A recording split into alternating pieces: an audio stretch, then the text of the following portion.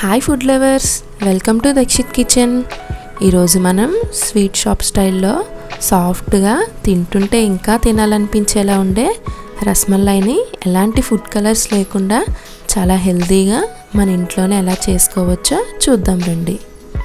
ముందుగా కడాయిలోకి 1 litre full cream milk తీసుకుని 3 నిమిషాలు మరిగిన తర్వాత ఇందులో 200 గ్రామ్స్ పంచదార, 1 టీ స్పూన్ యాలకుల పొడి, 1 చిటికెడు కుంకుమ పువ్వు వేసుకోవాలి. ఫుడ్ కలర్కి బదులు కుంకుమ పువ్వు వేయడం వల్ల మంచి కలర్ అనేది వస్తుంది, అలానే హెల్త్కి కూడా చాలా మంచిది. మంట లో ఫ్లేమ్లో ఉంచుకుని పాలు 3/4 లీటర్ అయ్యేంత వరకు మధ్య మధ్యలో కలుపుతూ మరిగించుకోవాలి. తర్వాత స్టవ్ ఆఫ్ చేసి పక్కన పెట్టుకోండి. ఇప్పుడు మరో కడాయిలోకి 1 లీటర్ నార్మల్ పాలు తీసుకుని ఒక పొంగు వచ్చేంత వరకు బాగా మరిగించుకొని స్టవ్ ఆఫ్ చేసి పక్కన పెట్టుకోండి. ఇప్పుడు ఒక చిన్న గిన్నెలో 100 ml వాటర్, 40 ml వెనిగర్ వేసుకుని రెండు బాగా మిక్స్ అయ్యేలాగా కలుపుకోవాలి. ఈ వెనిగర్ వాటర్ని పక్కన పెట్టుకున్న వేడి పాలల్లో కొద్ది కొద్దిగా వేసుకుంటూ పాలు నీళ్ళు సపరేట్ అయ్యేంత వరకు కలుపుతూ ఉండండి.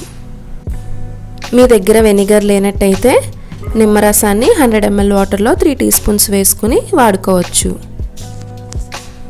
నాకు 4 టీ స్పూన్స్ వెనిగర్ వాటర్ వేయగానే ఇలా పాలకు పాలు నీళ్ళకి నీళ్ళు సపరేట్ అయ్యాయి. ఇప్పుడు ఒక జల్లెడలో కాటన్ క్లాత్ వేసుకుని ఈ పన్నీర్ మిశ్రమాన్ని అందులో పోసుకోవాలి. దీన్ని వాటర్తో వెంటనే ఇలా కడుక్కోవాలి, లేదంటే వెనిగర్ పులుపు అనేది ఈ పన్నీర్లో అలా ఉండిపోతుంది. దీనివల్ల టేస్ట్ పాడైపోతుంది. ఇప్పుడు ఈ పన్నీర్లో వాటర్ అంతా పోయేలాగా బాగా పిండుకోవాలి. అలా అని మొత్తం పిండేయకుండా కొంచెం తేమగా ఉంచుకోండి, లేదంటే రసమలైలు గట్టిగా అయిపోతాయి. దీన్ని ఒక వెడల్పాటు పళ్ళెంలో వేసుకుని అరిచేత్తో ఉండలనేవి ఏవీ లేకుండా బాగా మెత్తగా మెదుపుకోవాలి.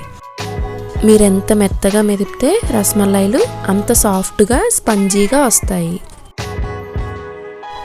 దీనిలో ఒక నిమ్మకాయ సైజ్ అంత ఉండని తీసుకుని క్రాక్స్ అనేవి రాకుండా చేతులతో ఇలా కట్లెట్స్ లాగా చేసుకోండి.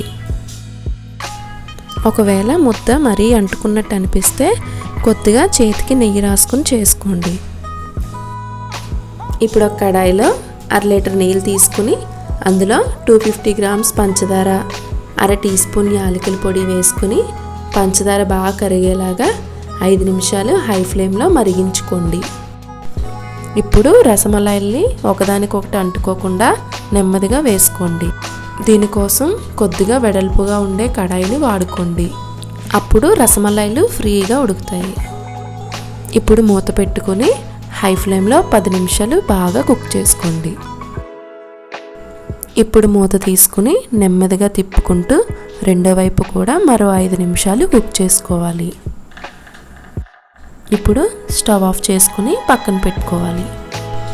బాగా చల్లారిన తర్వాత ఒక్కొక్కటిగా నెమ్మదిగా ఇలా పంచదార పాకం పిండుకొని ముందుగా ప్రిపేర్ చేసుకున్న పాలలో వేసుకోవాలి.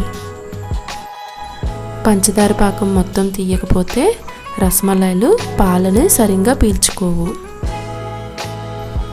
దీన్ని ఇప్పుడు ఒక బాక్స్లో వేసుకుని 5 అవర్స్ అలా ఫ్రిడ్జ్లో పెట్టుకోండి.